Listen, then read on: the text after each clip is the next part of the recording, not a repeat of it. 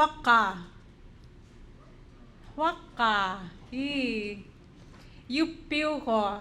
Abukanao ko. My name is Abukan. I'm named after my maternal grandmother. Even though I've never met her, I feel connected. I feel her spirit when I introduce who I am. My English name is Elsie Boudreau. I'm the youngest daughter of the late Edgar and Teresa Francis of St. Mary's, the granddaughter of George and Abukan Peterson of Old Andrzejewski, and Alfred and Nastasia Francis of Pilot Station. I also have to say that I am a survivor of clergy sexual abuse. And I must also say that I am a professional, and I'm currently working as a trainer with the Child Welfare Academy under the University of Alaska Anchorage. To start, we're going to purposefully bring positive energy into this space, and I feel like we have done that with our elders, with the people that came before us and spoke. But we're gonna bring positive energy to each other. And what we know is that positive emotions are powerful. And this comes out of a book by Barbara Fredrickson called Positivity. The positive emotions help us to get in the best state to learn new information and the best state to connect with each other. So what I'm wanting you to do now is to turn to a person next to you, and I want you to introduce yourself. And while many of you know each other, you may be old friends, right? But what I want you to do is turn to each other and introduce yourself using your Alaska Native name. And if you don't have an Alaska Native name, introduce yourself with your birth name at birth. So turn to each other, introduce yourself. Breathe in that positive energy. And recognize what that was like for you. How did you feel? How does it feel? What did you notice? Just think about those things. And how really that took a minute to breathe in and just to focus on the positive. And you can exchange gratitude with something that inspires you, something that brings you joy, something that makes you smile. So every day, thinking about words that bring positive energy into your space, and invite that, and purposefully do it. So our elders have shared that our minds are powerful, but that a grateful mind is even more so. So I'm really, really honored to be here today. I'm humbled to be here to share a few words with you. You who are the vessel of hope for our children, for our families, for our communities, and for the world. You who are the comforters and the healers of many who face violence and other forms of adversity. You who are the means for connection in the face of isolation. You who are the heartbeat for healing, using our ancestral knowledge and inherent strength. You who are spreading the light through trusting our traditions. It is with that knowledge that I ask for guidance from our Great Spirit to give me the right words, words that will shed light on the the truth that each one of you matter. Each one of you make a difference. Each one of you are an incredible life force. Each one of you are sacred. And I also ask for permission to continue to speak, and I ask for forgiveness if I offend anyone. So I and many of you in this room come from a long line of proud Yupik people who inhabited the southwestern part of Alaska for thousands of years, living off the land and according to Yuyurak, the way of the human being, what it means to be a good relative. Our ancestors lived with an understanding and an appreciation that everything was interconnected. The land, the animals, human beings, and the universe. Respect was paramount. Children were considered a source of wealth. According to the book, Wise Words of the Yupik People, We Talk to You Because We Love You, by Anne Philip Reardon, in partnership with the Jalista Elders Council, the Yupik had an understanding of the relationship between parents and children that allowed for children to grow up to be good relatives, to be good human beings, through Qanquyutit, words of wisdom or words to live by. The Qanquyutit provided a moral guidance. What I say to you, and what I hope you glean from this hour we spend together, is that I firmly believe that we already know what it takes to be good relatives. It's in our memory, it's in our DNA. We have the answers. Our ancestors have lit the way for thousands of years. Trusting our traditions can be very simple, yet very, very hard. We must first believe that we deserve and we are worthy of our traditions. Our ancestors have paved the way, knowing our minds are powerful, so had ways of being in relationship with oneself, with each other, with the land, the animals, and the universe. They lived according to their values. So when we talk about values a lot, so what are values? When you think about it, what are our values? Values are those things that drive us. Values are what are those things that are important to us. And they help us to determine what to pay attention to or what to give our time and effort to.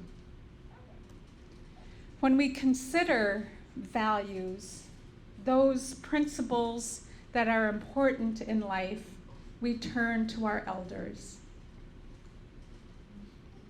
Our elders have said that children in years past received instruction as to what it meant to be a good relative.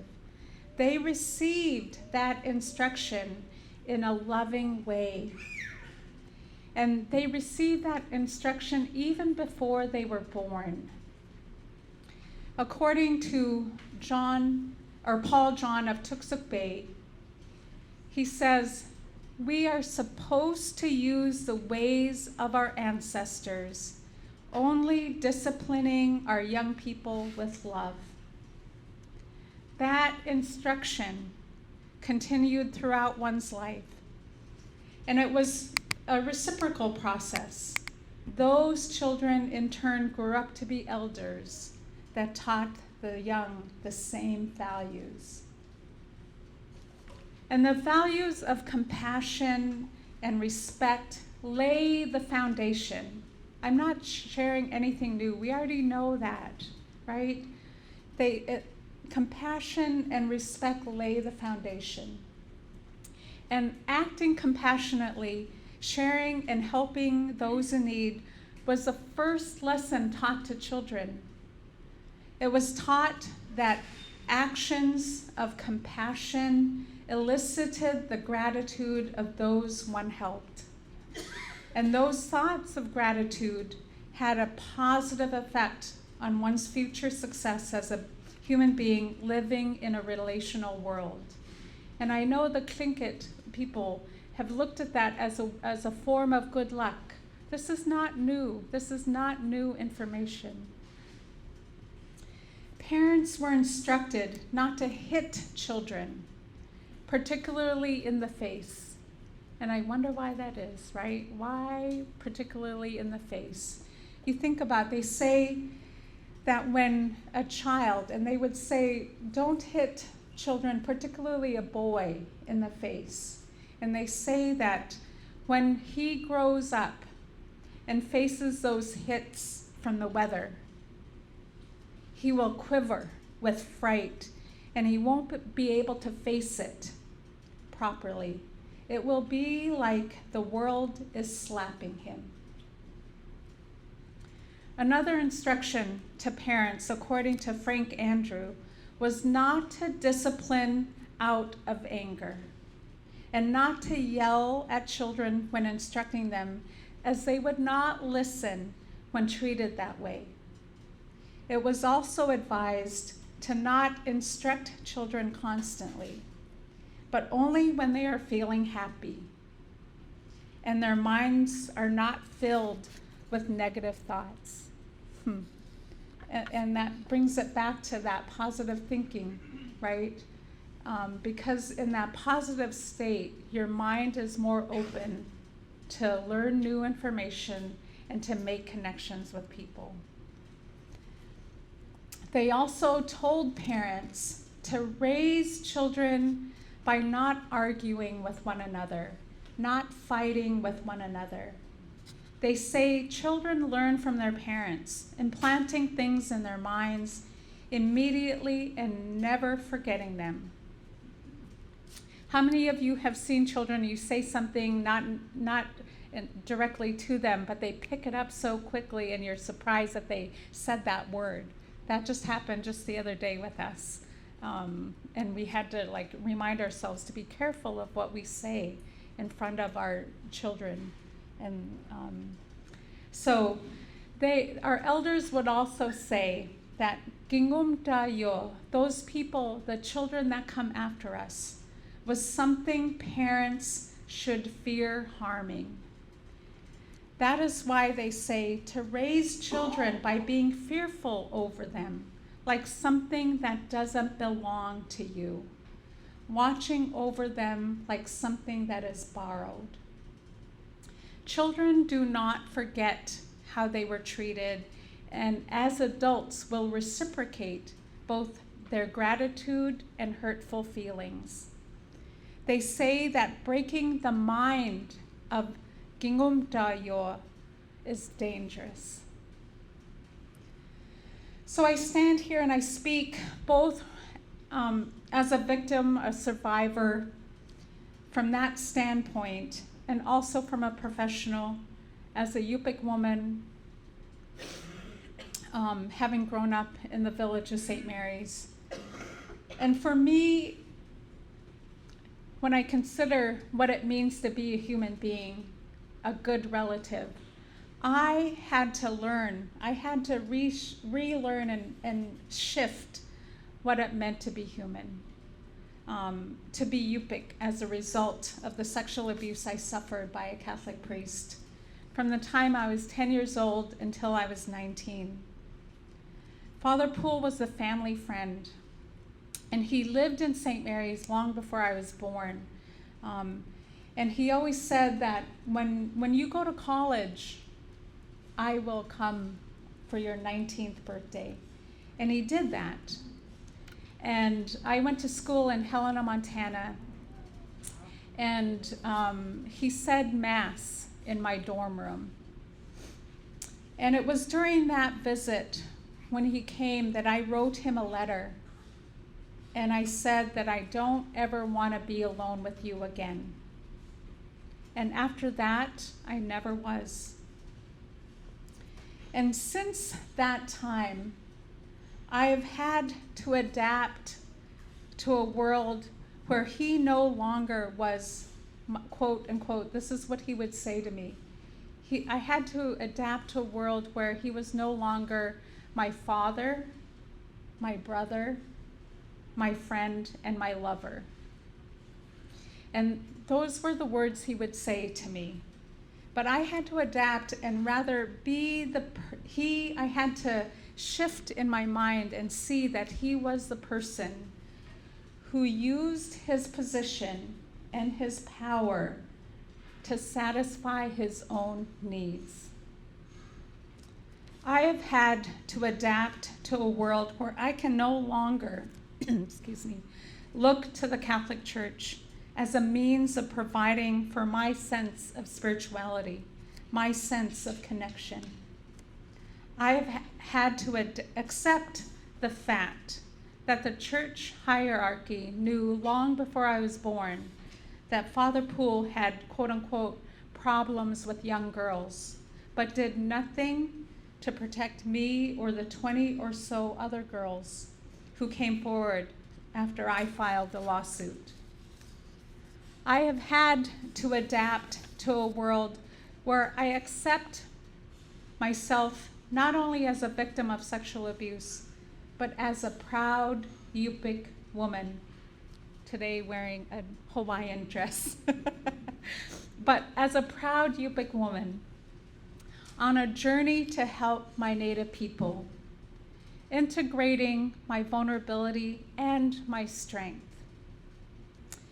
So in doing so, I have accepted the fact that I am more than the abuse.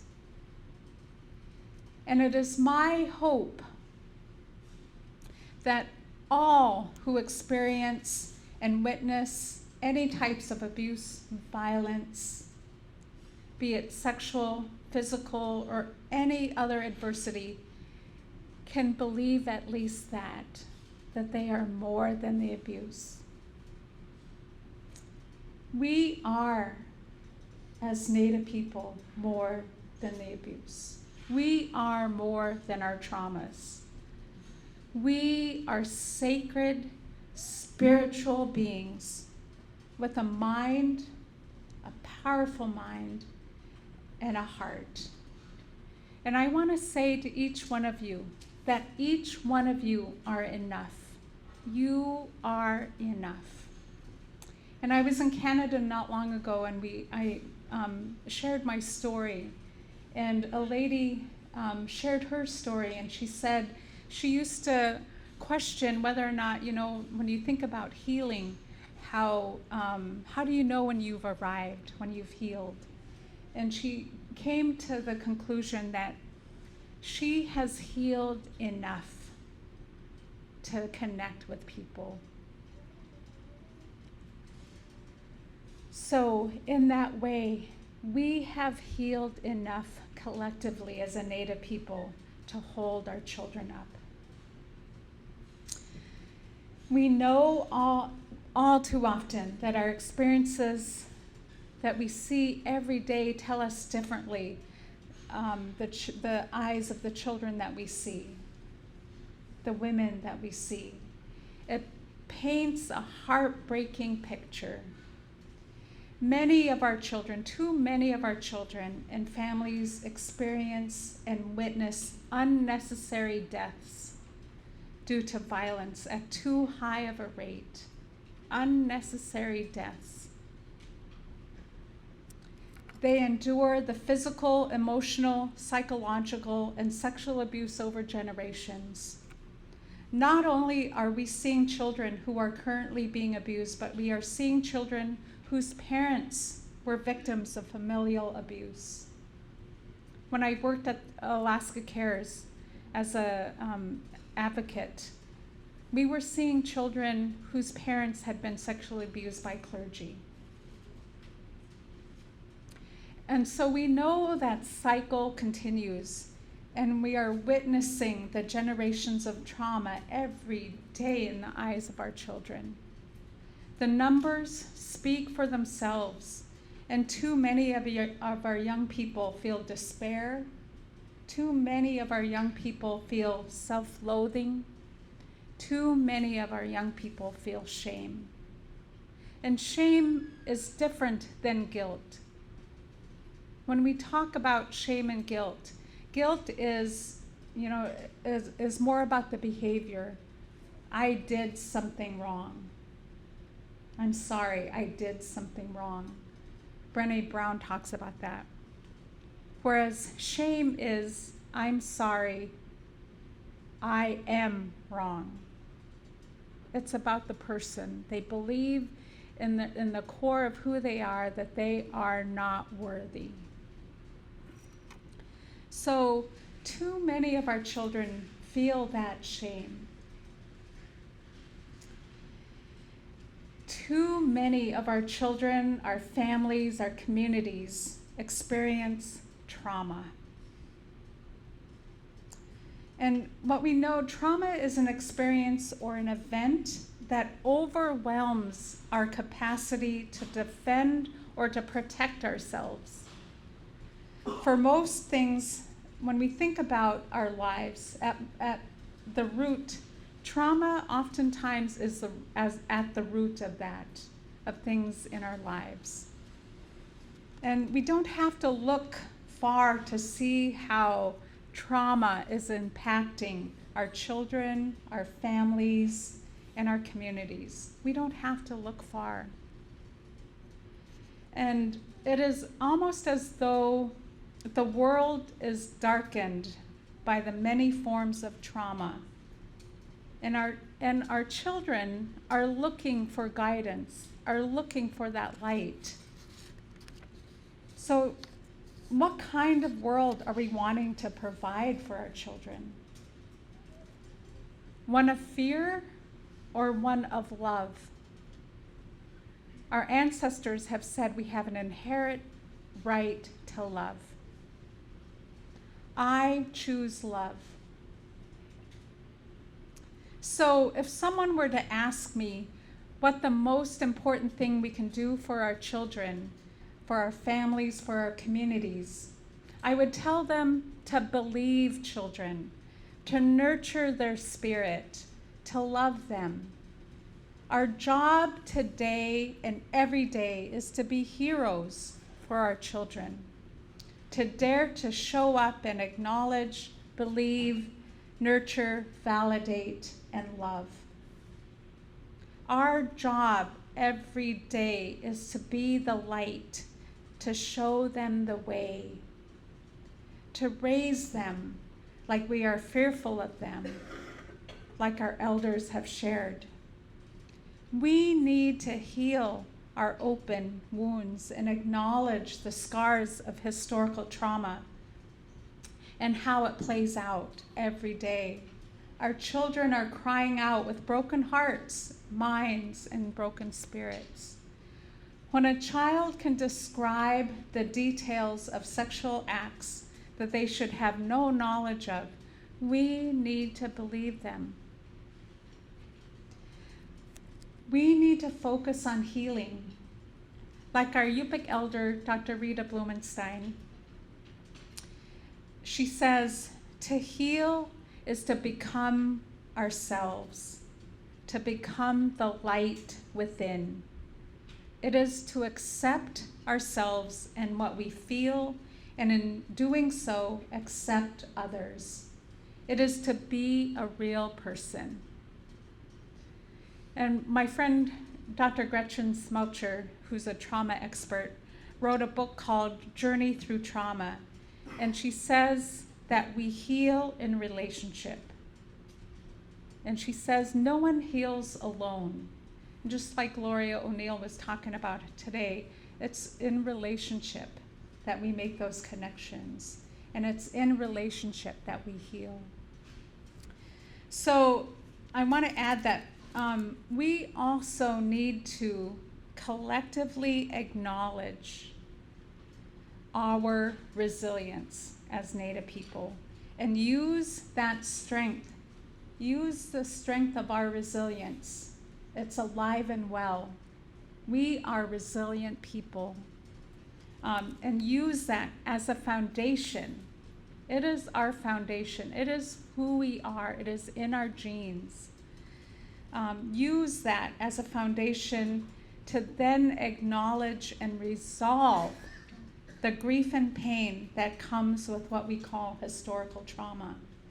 We can look honestly and holistically at the effects on our communities, families, and individuals. We need to heal collectively as a trauma we experience collectively. The trauma that we experienced it collectively, not individually. And so we need to heal collectively and pass that light on to our children. So we must see that child abuse and trauma have deep historical roots that permeate into the lives of our children today. We need to acknowledge the history of painful events, colonization, racism, oppression, and all the painful things we went through as Native people, the systemic deprivation of our cultures, and acknowledge the harms against our children and how that impacts all of us. We must acknowledge the fact that many of our relatives, and we are all related, many of our relatives were sexually abused, and many by clergy. We must understand that when the abuser is a parental figure that also represents God, the spiritual world, and the eternal, the betrayal leaves the victim nowhere to turn. All supposedly secure and trustworthy persons and institutions become suspect. We must encourage those harmed to come forward and support them in this process. Talking about any abuse is part of breaking the silence and telling the truth about what happened. It sheds light on the reality, and those harmed can see and know they are no longer alone. I used to think that it was my fault I was abused. I made sense of it by saying I was too needy. And there were times when I felt like I was all alone on an iceberg. And once I spoke my truth, it gave permission for other people to share their truth. So we know ignoring, minimizing, denying, hoping it'll just go away, or not talking about it does not help anyone to begin any type of healing process. It's almost like that silence allows it to keep growing. That silence gives it power. Silence can be deafening. You need to quiet your mind and your heart and listen. Listen with your heart. We need to give people permission to speak the truth. We cannot ignore or deny that reality anymore. While also, remember, we have to think about, we have to think about how resilience is our foundation. We hold that. We hold our resilience close to us while giving permission. So we must believe what we see and hear from survivors, particularly our children, no matter how painful. It can be very painful. But when we leave them in that pain, they feel that pain alone. So we also must provide means for people to cope with the stress and the traumas of all forms of child abuse. We must be willing to integrate all forms of intervention, particularly for our Alaska Native relatives who live in the rural areas. It is hard. We know it's hard. But we have the answers. I firmly believe we have the resources. We have the ability. So what we know is that trauma-informed treatment for children is a standard to help children heal. So we must, okay, so like I go through this and I have a ways to go, but I always need to stop, right? And just take a deep breath, because some of that can be really, really heavy. And I just acknowledge that, and I know as we go through a healing process, we can take in just a few of that at a time. And we need to just breathe and know that we are here in 2019 as Alaska Native people in relationship with each other, the land, the animals, the universe. We are here, right? So I just need to take a deep breath, okay, and drink some water. Okay. So how are you guys doing? You guys doing okay? You guys following me? Yes? Okay, all right. So part of that is really acknowledging that we are all related. When one child is hurt, we all hurt. When women are murdered at the hands of loved ones, we are all affected. When families are shattered due to violence, our hearts are shattered. And the opposite is true as well. When one child is protected and loved, put in a place of honor, we all benefit. When women are treated as the sacred beings we all are, we heal. When families are intact and loving, communities thrive. Therefore, we must acknowledge the possibility of healing. How many of you believe that healing is possible? Right? Healing is possible. Wow. Isn't that amazing that healing is possible? And we don't do that alone. We do it with each other. And when we talk about healing, we're not talking just about individual healing. We're talking about healing on a communal scale, healing collectively. And so when I think about that, I'm in awe of our ancestors, because they lived that way. They lived. I believe that our ancestors lived healing informed, not just trauma informed, but healing informed. There's a guy named Sean Gintright. In 2018, he's a scholar. He wrote an article called "The Future of Healing: Shifting from Trauma-Informed Care to Healing-Centered Engagement." He talks about a concept called healing-centered engagement that is, quote unquote, holistic, involving culture, spirituality, civic action, and collective healing. A healing-centered approach views trauma not simply as an individual isolated experience, but rather highlights the ways in which trauma and healing are experienced collectively.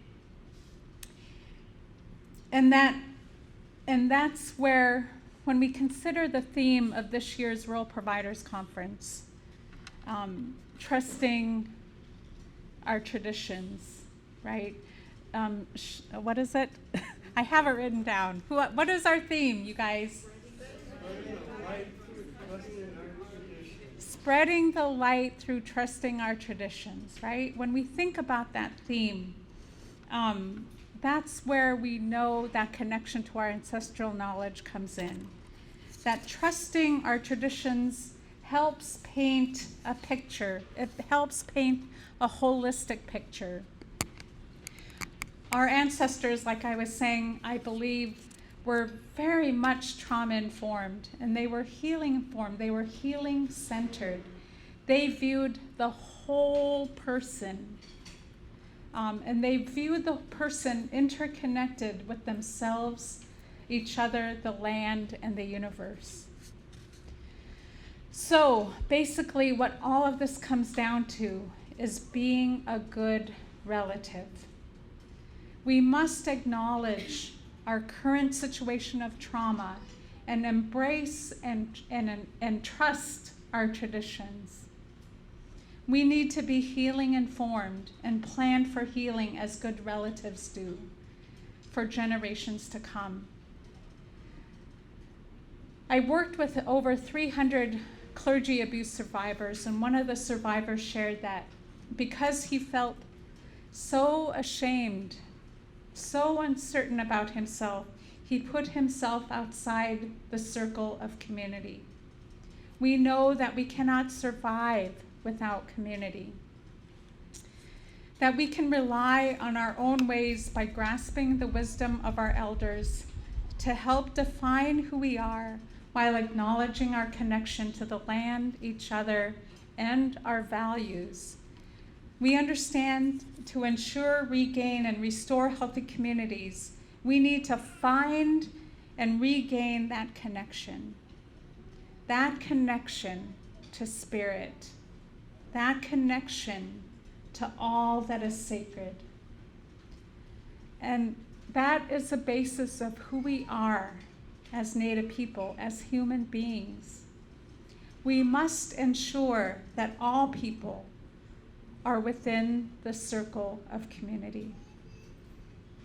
So I ask you this question: what is the most important thing you can do for our children, for our families, and for our communities? What is the most important thing?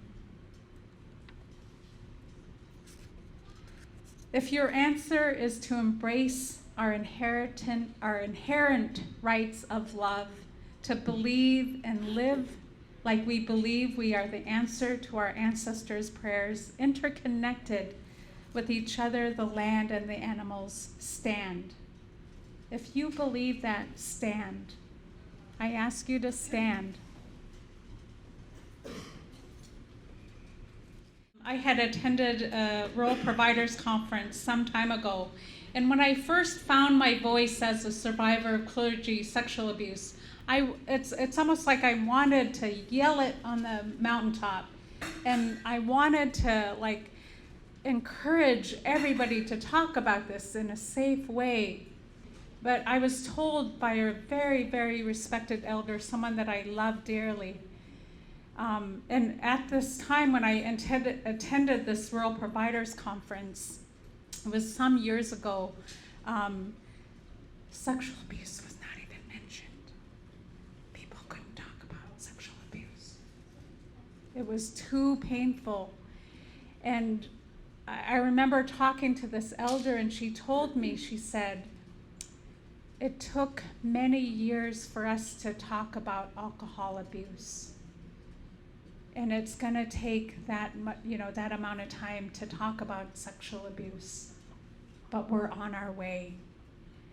And if it's okay, Amy, I just was, one of the commitments, and I heard, is it okay to share this? Just during that little interaction, Amy Modig talked about how rural providers will focus on ending child sexual abuse at their next conference. Right? Did I get that right?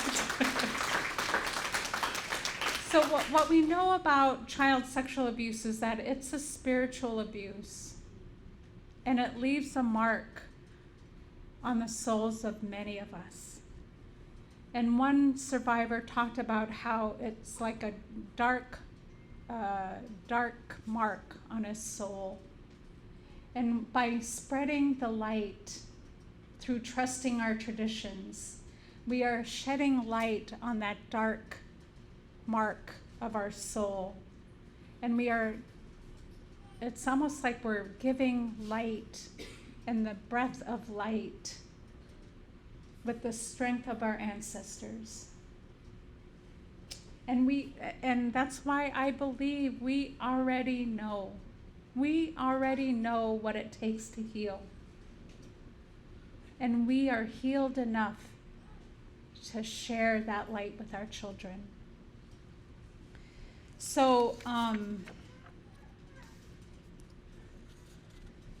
Oyana, for your commitment, I would like to validate and affirm all your commitments.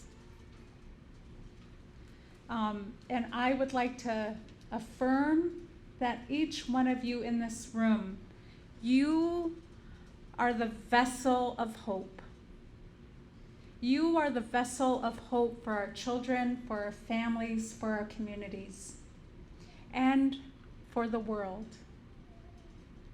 Grandma Rita talks about changing the world by becoming yourself. So, and you are the voices of many who face violence and other forms of adversity. You are the means for connection in the face of isolation. You are the means for connection. You are the heartbeat for healing, using our ancestral knowledge and inherent strength. Each one of you matters. Each one of you matters in this world. Each one of you makes a difference.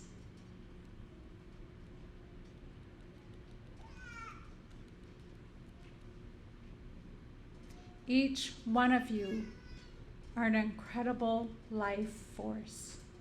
Each one of you are sacred. Spread that light from within through trusting our traditions. There's a Native American proverb that says, healing doesn't mean the damage never existed. It means the damage no longer controls our life. Oyana.